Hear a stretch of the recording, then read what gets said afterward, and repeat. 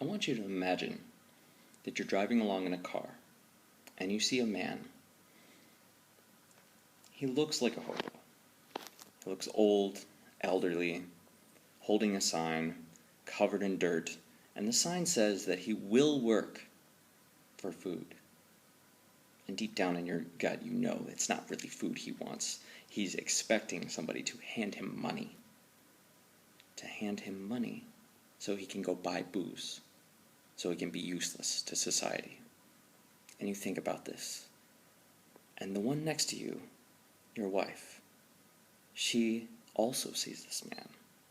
And she looks into his eyes, and she feels sympathy. And she looks to her husband and starts discussing that they should give him something. And the man fights it and fights it and fights it and says, I'm not giving money to that kind of person. I'm not going to support somebody that will not support his own country. It's ridiculous. And as he said that, he accidentally looked straight into the eyes of the hobo, and his walls crumbled. And he begrudgingly reached into his wallet, and he pulled out $20. He rolled down his window, and he handed it to the old man. And the old man thanked him.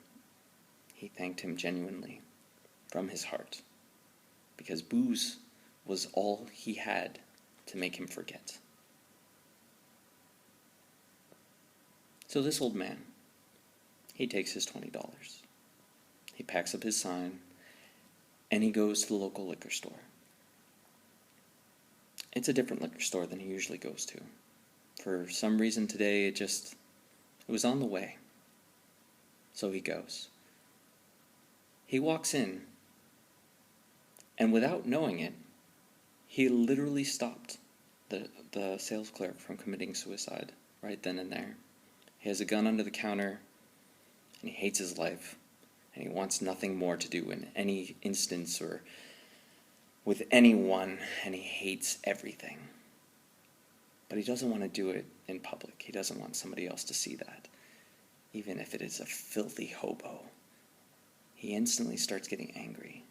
It's like, what is this filthy hobo doing in here? He doesn't need to be in here. He's no one's just a menace to society. Never has this man put anything into society. He's just a waste of space.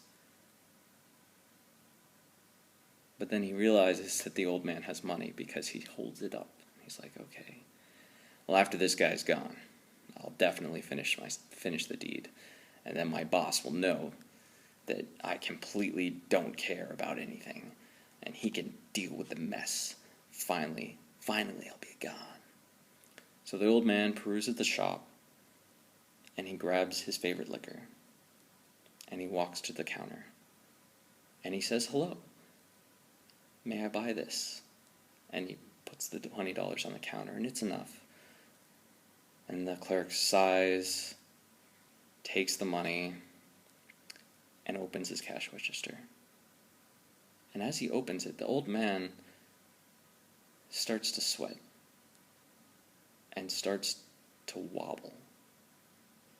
And he raises his arm, and he puts it on his other arm. And he stands there for a moment, and the clerk tries to ignore it.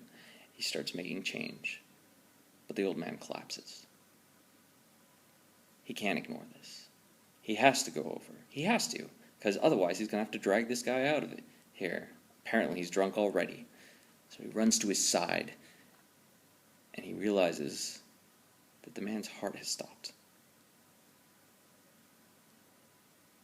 He immediately calls 911 and holds the phone just above the man's chest. And he gives them the directions. He tells them what he can, and they say, do you know CPR?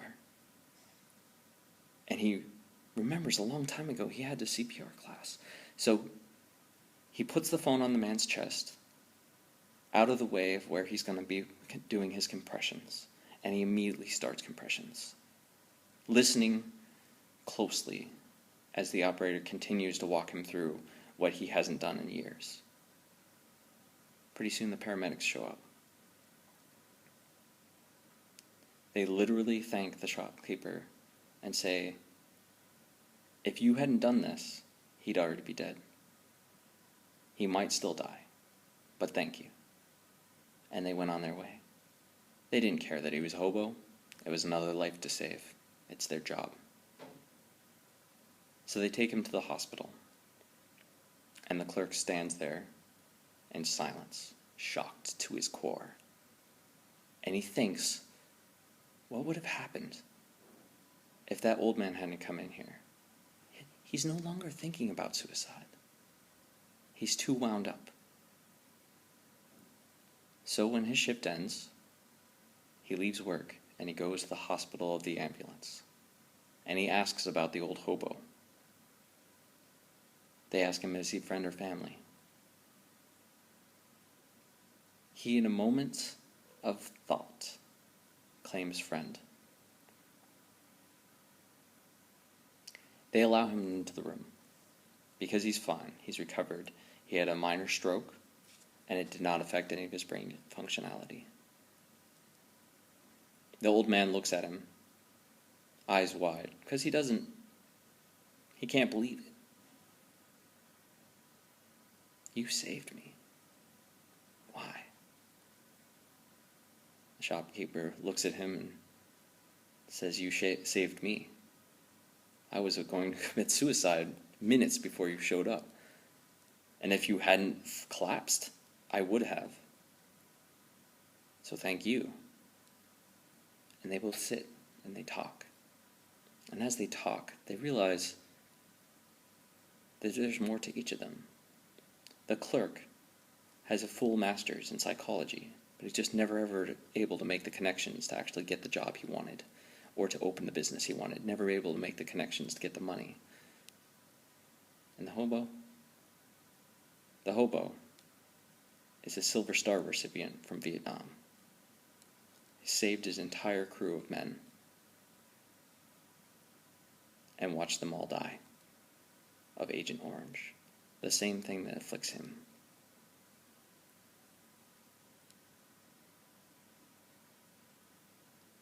And this all started because one man that didn't want to give money had his walls crumble and gave money.